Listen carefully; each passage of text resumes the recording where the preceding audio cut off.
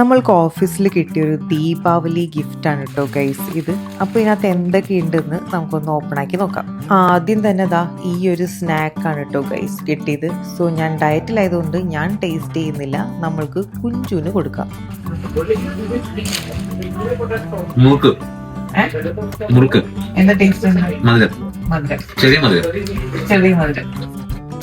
Okay guys, ഇനി അടുത്ത snack നമുക്ക് വീണ്ടും കുഞ്ചുവിന് കൊടുക്കാം. അതെന്തോ അറബിക് സ്വീറ്റ് ആണ് എന്നാണ് നമ്മുടെ കുഞ്ചു പറയുന്നത്. ഇനി നമുക്ക് അടുത്ത സാധനം എടുത്ത് നോക്കാം. ഇതെന്തോ ഒരു പൈനാപ്പിൾ പോലെയൊക്കെ ഇരിക്കുന്നുണ്ട്. പൈനാപ്പിൾ ആണോ മാംഗോ ആണോ എന്നൊന്നും അറിയില്ല. എന്തായാലും കുഞ്ചിനോട് തന്നെ ചോദിക്കാം.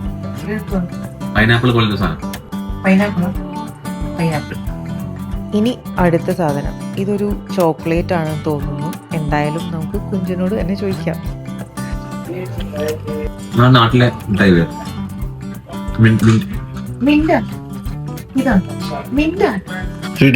പാൻപറ പറഞ്ഞു.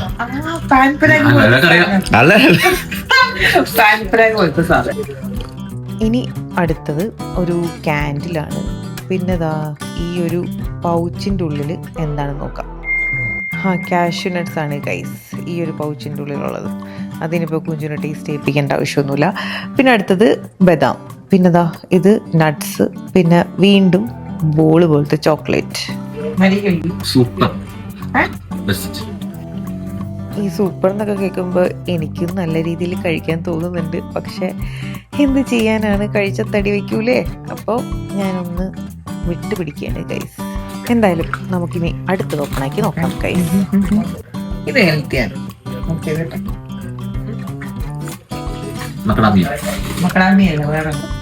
ഇനി അടുത്തത് എന്താണെന്നറിയോ?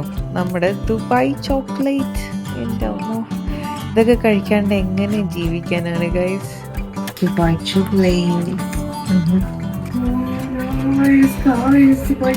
അങ്ങനെ ദുബായ് ചോക്ലേറ്റും ഞാൻ കുഞ്ചുവിന് തന്നെ കൊടുത്തു. ഒന്നും ഇപ്പം കഴിക്കാൻ പറ്റൂല, ഞാൻ ഷുഗർ കട്ടാണ്. പിന്നെ നമുക്ക് കിട്ടിയതൊരു കോഫി, പിന്നെ വൈൻ പിന്നെ 0% ആൽക്കഹോളാണ് കേട്ടോ. അപ്പം അതുകൊണ്ട് കുഴപ്പമില്ല.